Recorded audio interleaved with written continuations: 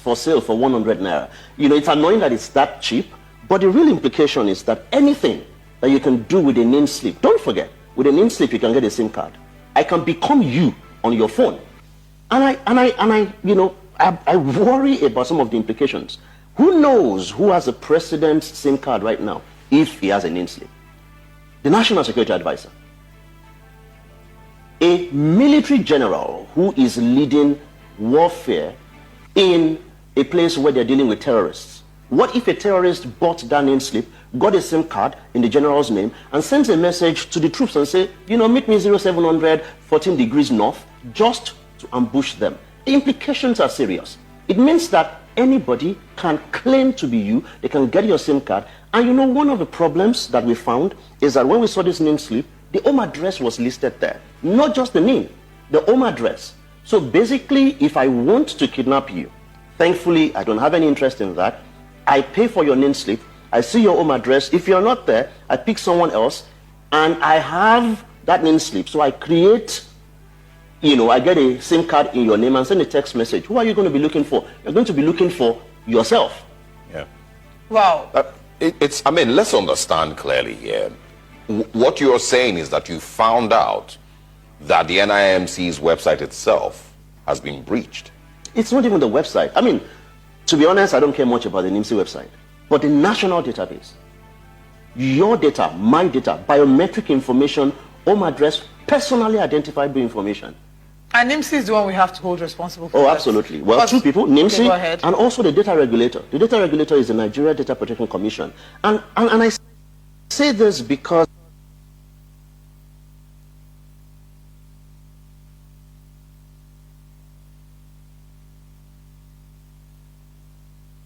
Adema Igbo Chineke kelemacho ezima puliche Igbo di sameji mnaka na ebe ahi n'ugbu a na enweta onwegotu aka m si anapata gị kpọmkwem n'oge ihe omume anyị Chibo anụ ọzọ bụ nke na-abịala gị naanị na nso nkwa ọchịwọ na-egbughị oge ọbụla anyị chọrọ ịdọkwa aka na ntị a ndị Fulani nda ịma ndị be anyị oge ụfọdụ ana m ekwu mgbe ọbụla ịma ihe na-enye anyị nsogbu bụ ndị Igbo. We are so laissez-faire when it comes to security. We are so laissez-faire. Anya na eji security akpọrọ ihe. Anya na like ihe ma anyị, then we will now start forming security group, security agent, security vigilante. I keep saying it even on radio and on social media that nde Fulani nde all these people ndị na-ahụ na-agba ọkada, ndị Awụsa ndị ugwu ndị a na-agba ọkada n'ala Owerri a ọwụ sọsọ ọkada ka ha na-agba. Chijie n'abalị ha dị 50, ha dị 25, ha dị 30, wakpo one estate, wakpo one community. I keep saying it. Ndị ba ya da aghọta. Ịhụ na ndị a na-akpị mbọ, ndị a na-emeduoduo, ndị a na-agba ọkada, ndị a na-eme na-atụtụ akpakarati mgbom wu ndị ugwu. Those guys are criminals. They are born criminals. They are not here in our Igbo to do business. They are here to rob us. Ndugunda are here to rob us. Yesterday, they were about 30. What we read? Zue. Where Mabuja Sandem Mado. Now, that woman that woman and Walla now. Dear cannot be critically down na hospital near it. You have meganam with Denya. Yet we have youths. We have youths here, we make Yahoo. Here, the only thing they know how to do is to go and do Yahoo. You know, our youths are so lazy because of Yahoo. Ndi awabai.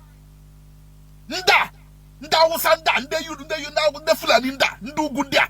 They will even enter inside your yard. And my people who na here, I'm sorry to say it.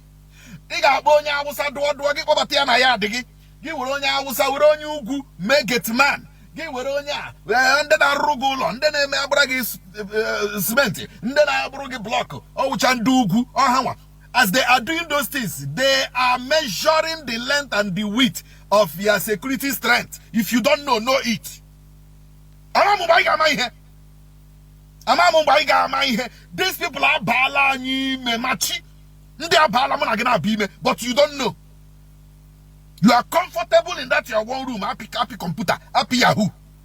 One day they will come for you. One day they will come for you.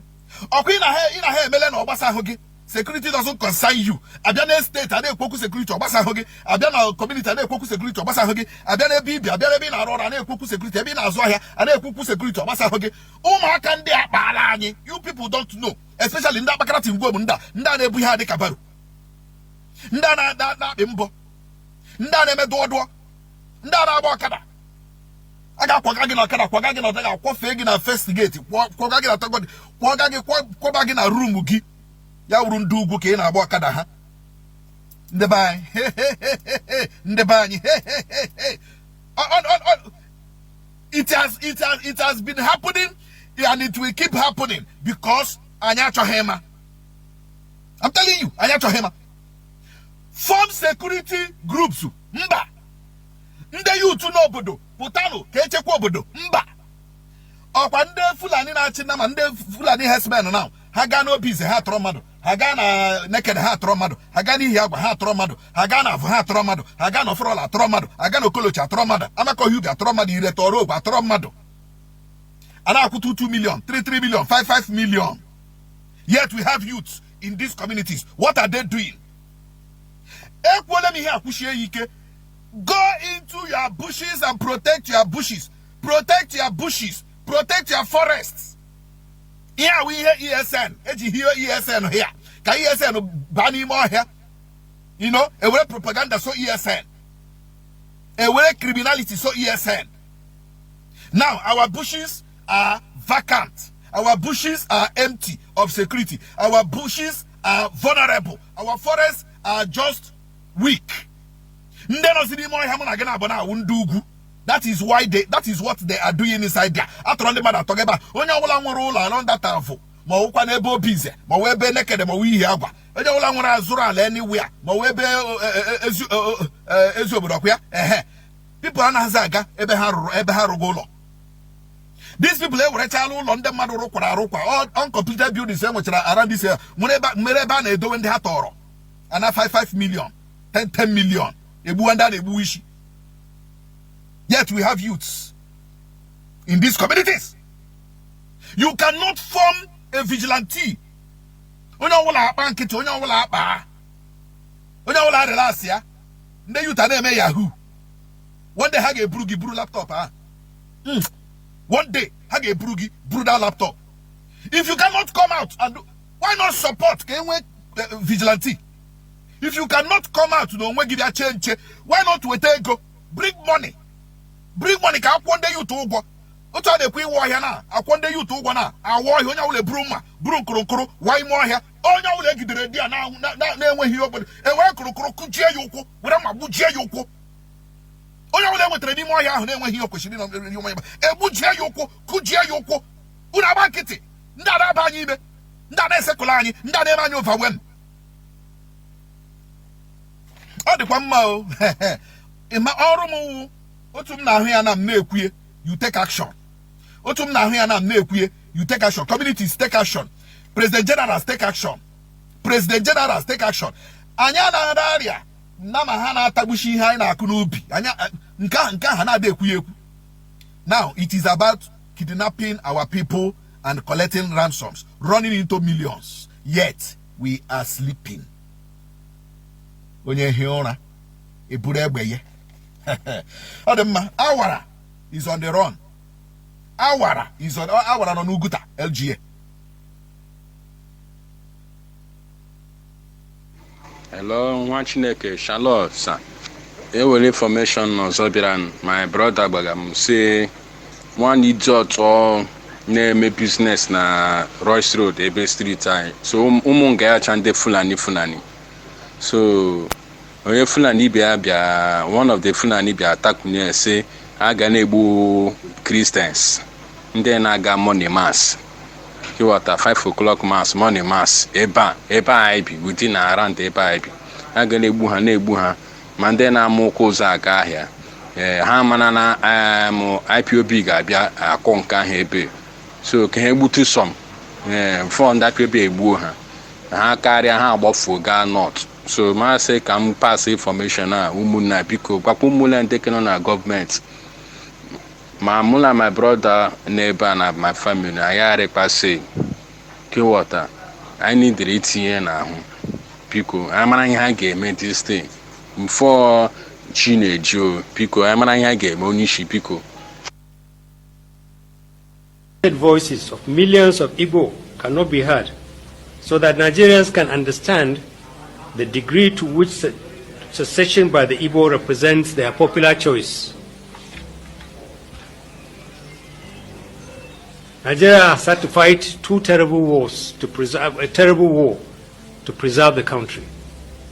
The North has paid its dues in that war, and indeed in many ways throughout the history of our country. Under our current circumstances, no Nigerian should welcome another war to keep this country together. The North in particular has more than enough challenges, and we recognize that violent secession by any part of Nigeria will compound the problems of all Nigerians under which we live. The forum has arrived at the difficult conclusion that if support for secession among the Igbo is as widespread as it is being made to look, and Igbo leadership appears to be in support of it, then the country should be advised not to stand in its way. It will not be the best choice for the Igbo or Nigerians to leave a country we have all toiled to build, and a country we all have responsibility to fix. But it will not help a country already burdened with failures on its knees to fight another war to keep the Igbo in Nigeria. The voices of millions of Igbo cannot be heard, so that Nigerians can understand the degree to which secession by the Igbo represents their popular choice. Nigeria has had to fight two terrible wars to preserve the country. The North has paid its dues in that war, and indeed in many ways throughout the history of our country. Under our current circumstances, no Nigerian should welcome another war to keep this country together. The North in particular has more than enough challenges, and we recognize that violent secession by any part of Nigeria will compound the problems of all Nigerians under which we live. The forum has arrived at the difficult conclusion that if support for secession among the Igbo is as widespread as it is being made to look, and Igbo leadership appears to be in support of it, then the country should be advised not to stand in its way. It will not be the best choice for the Igbo or Nigerians to leave a country we have all toiled to build, and a country we all have responsibility to fix. But it will not help a country already burdened with failures on its knees to fight another war to keep the Igbo in Nigeria. The voices of millions of Igbo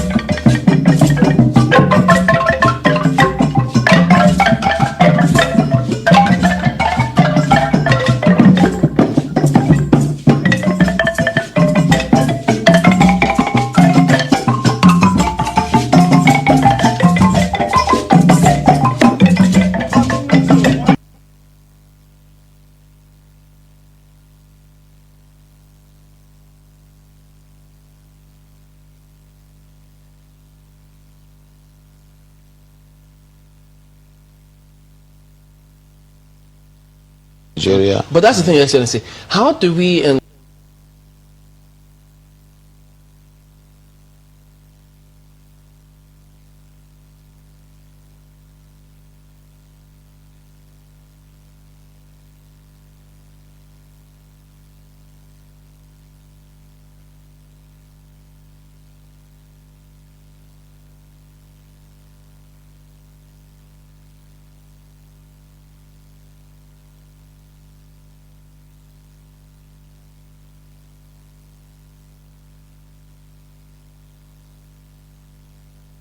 To them, they don't have both with them more.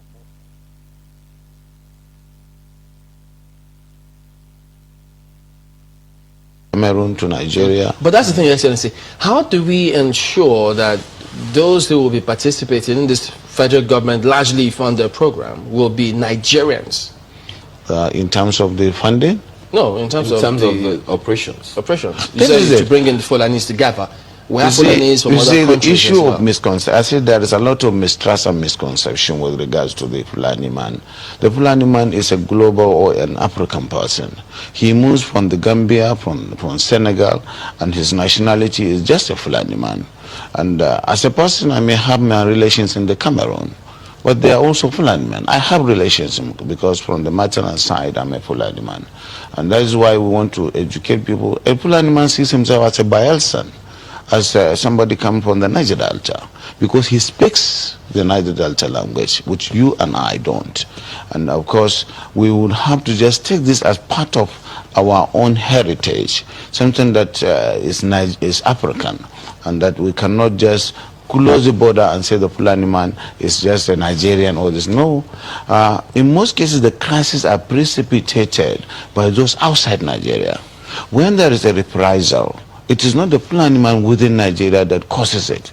It is that culture of getting revenge, which is embedded in the tradition of the Fulani man, that attracts reprisal from all over the If I world. understand it, does that mean that those Fulani men who are maybe domiciled in other countries who move around, they can come into the country and this plan will accommodate them as well? Yes, that's what we want to do. But it has to be done through sensitization, telling them you have to buy in the project, and you use the language, the culture itself to be able to convince them away from.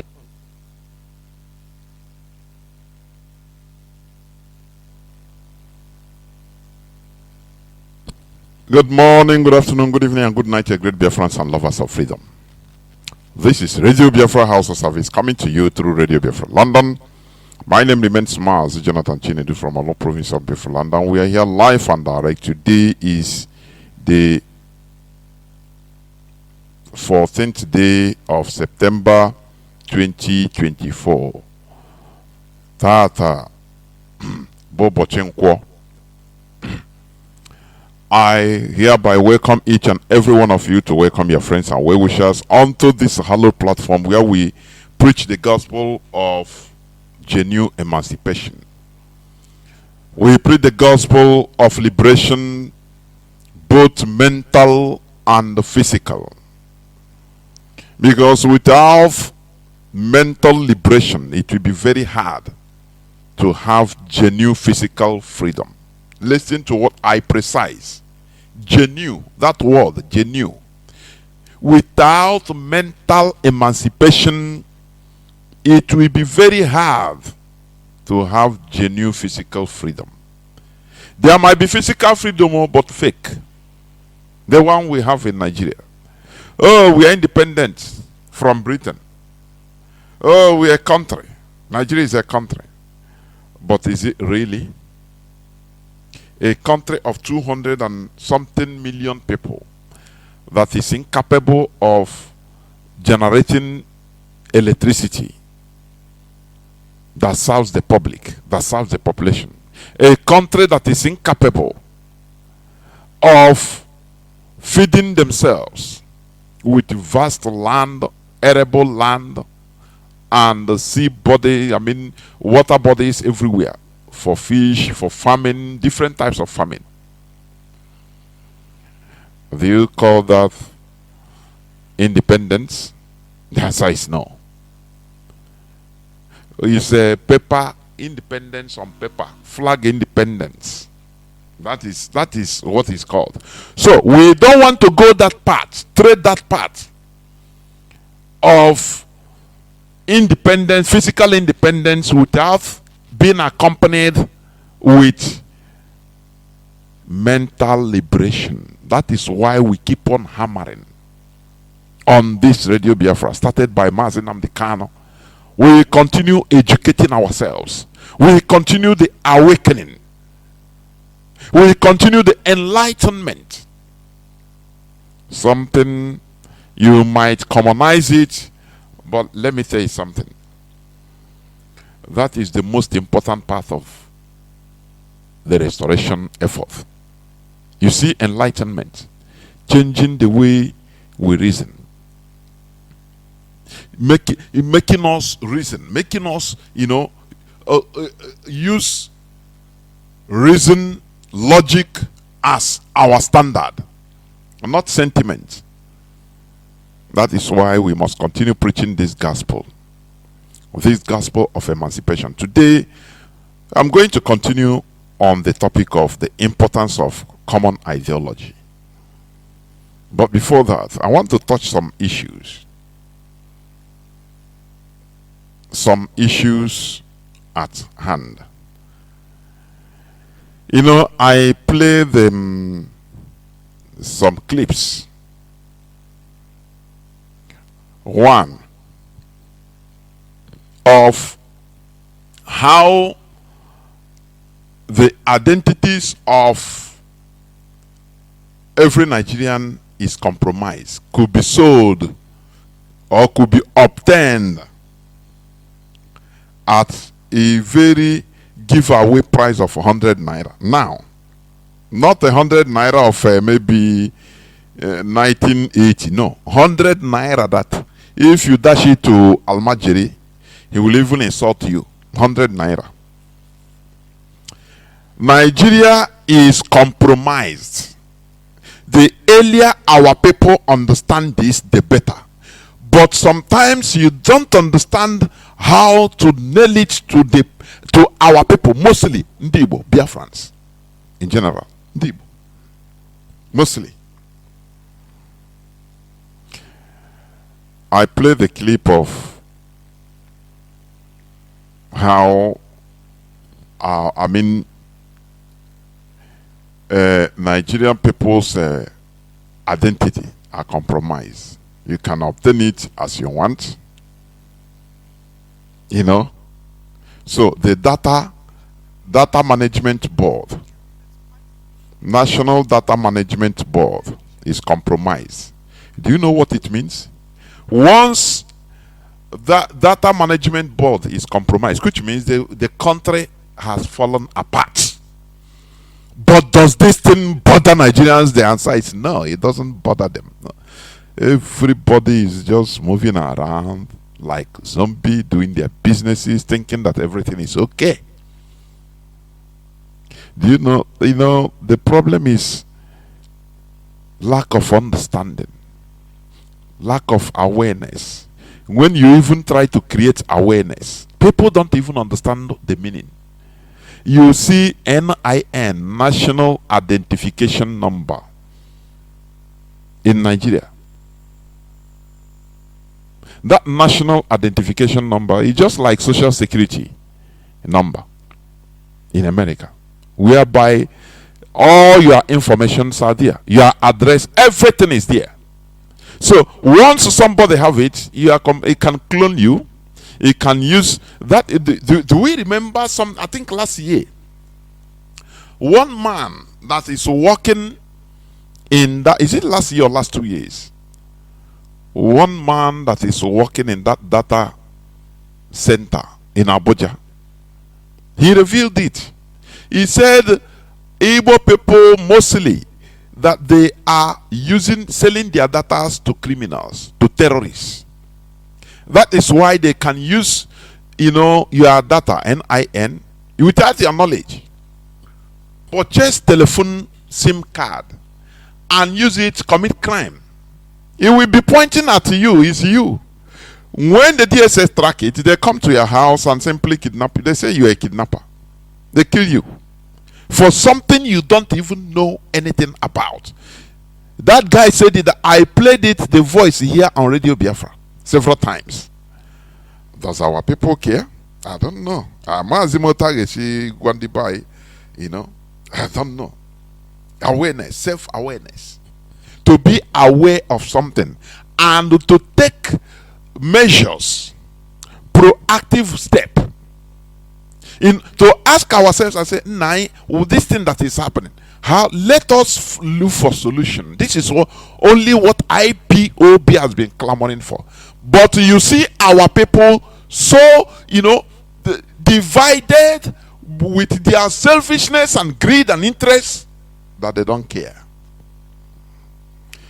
Do you remember the former minister of communication and digital economy? Do you remember? Under Buhari regime. Do you remember? Isa Ali Ibrahim, known as Isa Ali Pantami. Have you forgotten? Go and check that man. When the man was given them, he's Islamic cleric, Wahhabi, is Ndojoa, a terrorist. Terrorist. Do you sometimes, if it is a superstition, I will say that Nigerians are under spell. But that is not true. It's not true. There are many factors that they use on Nigeria. It's not anything spiritual or no. Any person that is saying it is just, it wants you to, it wants you to see the problem of Nigeria as something unsolvable. No, it is man-made. It has nothing to do with Fulani casting spell. They don't have any power to cast spell. Let us remove this from our mind. They don't have any power to cast any spell. No. Whatever that is done, no. It is something mechanical, crafted, smartly crafted, one after the other. The procedure, they took the procedure. They continued the procedure until now it is yielding results. When the thing is yielding result now, that is when now people's eyes started opening, seeing, but when the thing was under the process, people didn't know.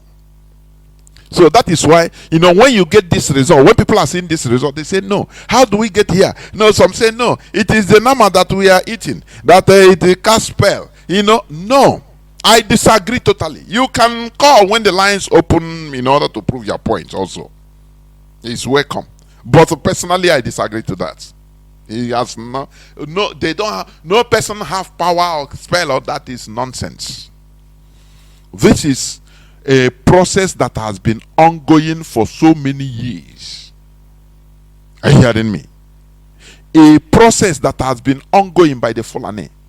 When they collected Nigerians, to kill Biafrans, Igbos, in 1966, is it a spell? The answer is no.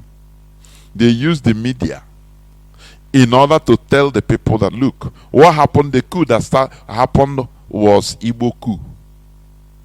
Is that a spiritual something? No. To the extent Yoruba has started the killing. Before